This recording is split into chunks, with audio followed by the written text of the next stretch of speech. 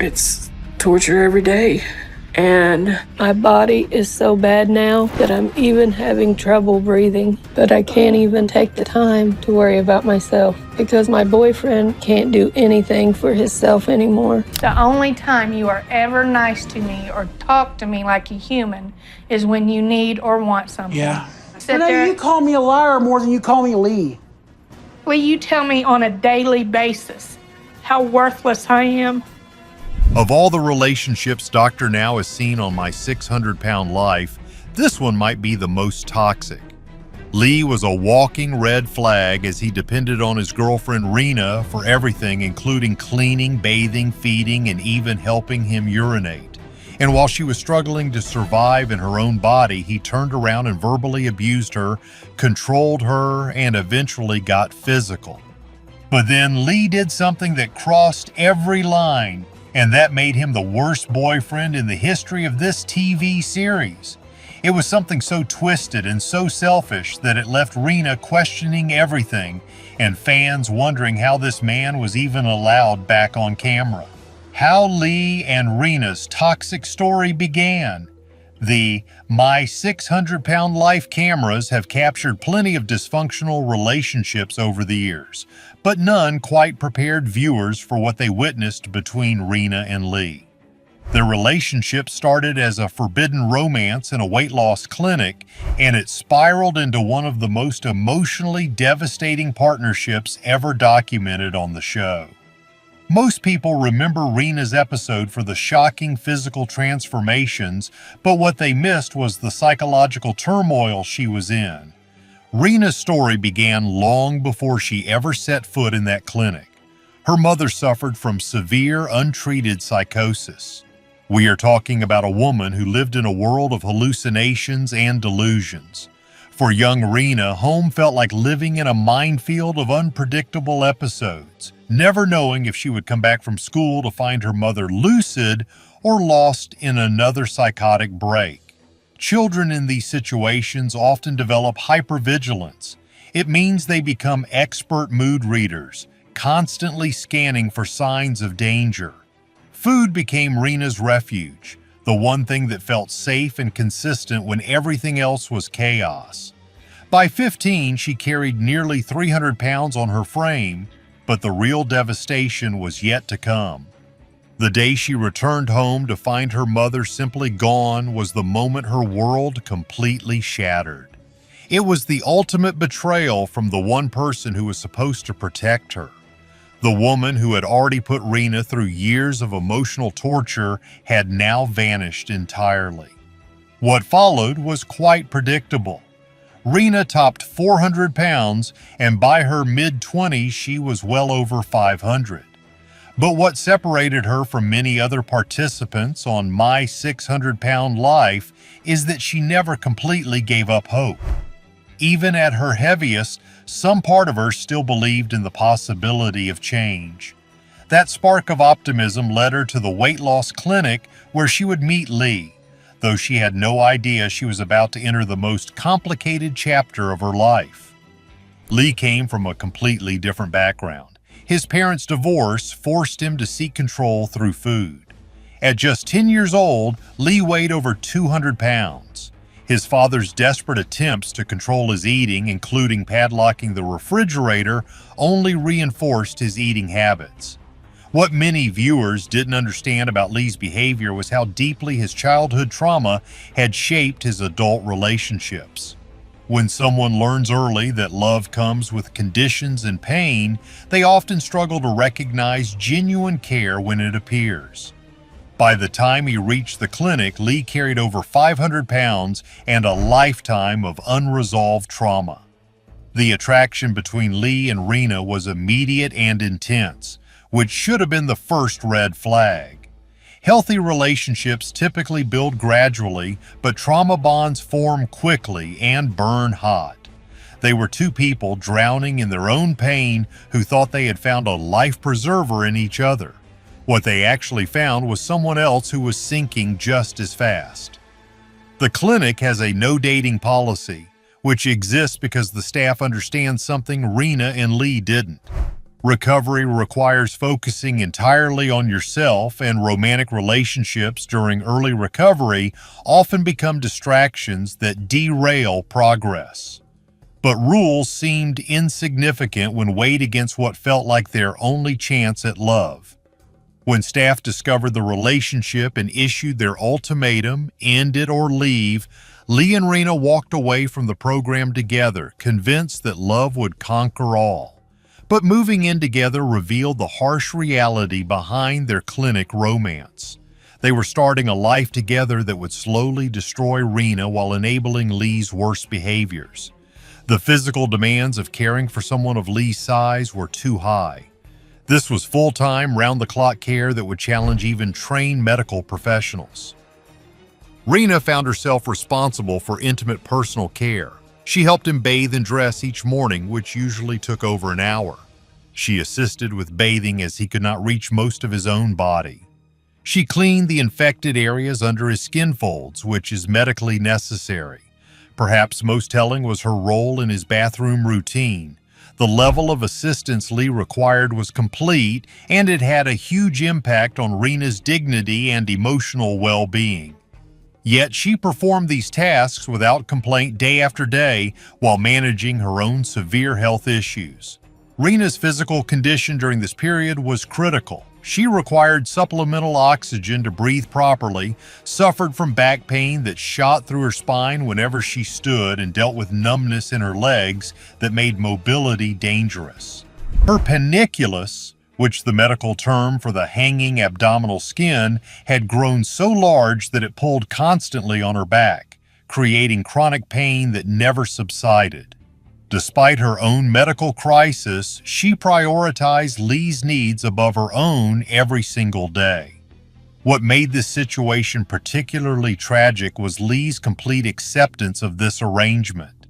He didn't just allow Reena to sacrifice herself, he expected it. There was no gratitude, no recognition of her pain, no acknowledgement that she was literally keeping him alive while her own health was in the worst condition. In his mind, this was simply how things should be. After more than a decade trapped in this toxic cycle, desperation finally drove them to make the trip to Houston. They were both falling apart. Their health was crashing. They could barely move. So they decided to visit Dr. Now. Surgery, setbacks, and a one-sided battle. The 11-hour drive from Missouri to Texas should have been their wake-up call, but instead it became a perfect example of everything wrong with their dynamic. They didn't pack water or prepare healthy snacks. Their car was loaded with chips, fast food, and fried junk. Before they even hit the highway, they were pulling into drive-thrus. This was supposed to be their journey to get healthy. But the food wasn't even the worst part of that trip. Reena spent those 11 hours doing what she had been doing for years, taking care of Lee while ignoring her own needs. When he needed to use the bathroom, she had to pull over and help him use a urinal in the car because he couldn't walk into a gas station. She helped him with his pants, held the container, all while their family friend sat in the front seat pretending this humiliation wasn't happening. That's what Reena's life had become, a series of moments where she sacrificed her dignity for someone who never appreciated it. They finally made it to Dr. Now's clinic just minutes before closing, exhausted and desperate. When they stepped on that scale, reality hit them like a truck. Reena weighed 549 pounds. Lee clocked in at a shocking 714 pounds. It was higher than he had even guessed. That number crushed him, but Dr. Now wasn't about to sugarcoat anything. He told them that Lee had sleep apnea, gout, high blood pressure, dangerous cholesterol levels, and needed oxygen full-time. Reena was diabetic and pumping insulin. Their organs were literally failing under the weight. Dr. Now gave them both strict diet plans with non-negotiable targets. 75 pounds for Reena, 150 for Lee.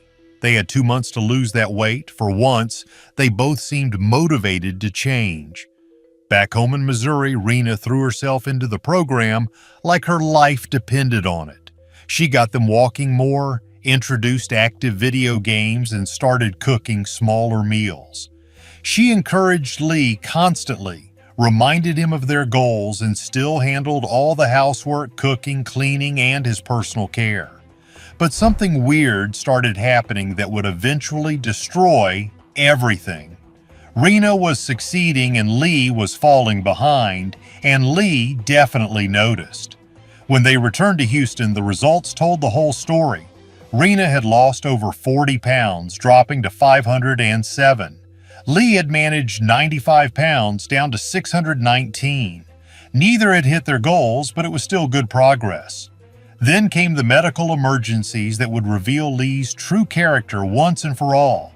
Lee developed severe side pain that sent him straight to the hospital. The doctors found gallstones, but no infection. He was admitted, treated, and released. Through it all, Reena played her usual role. When Reena got pneumonia and ended up hospitalized and quarantined, this should have been Lee's moment to finally step up. After over a decade of her caring for him through every crisis, he finally had a chance to return even a fraction of that support.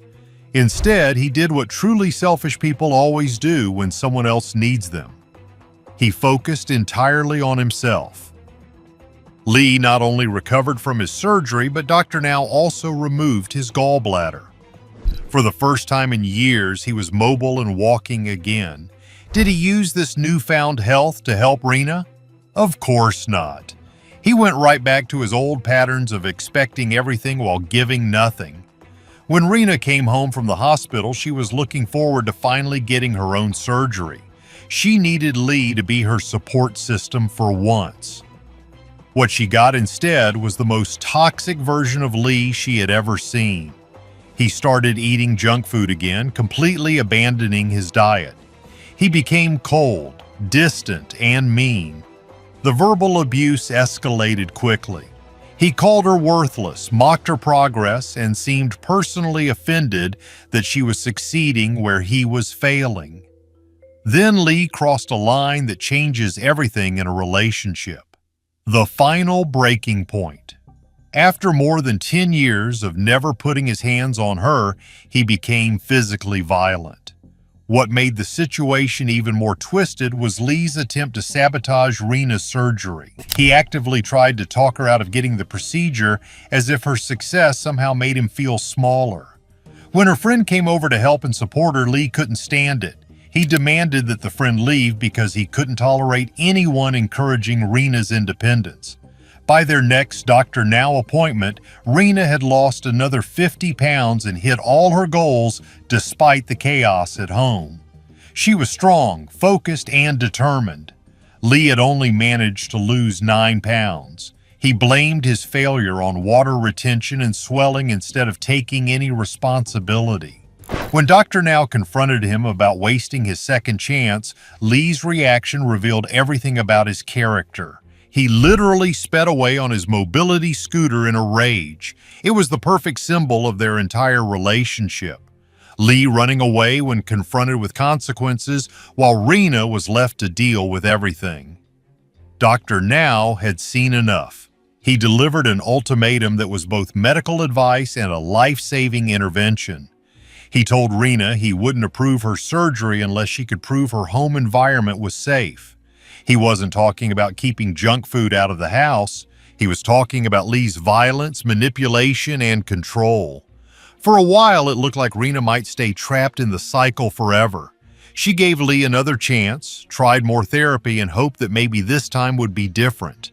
For brief moments, it seemed like progress was being made, but anyone paying attention could see it wasn't real change. Still, Reena got her surgery, and then they got engaged. But the verbal abuse was still there. The manipulation continued, just disguised behind promises of improvement.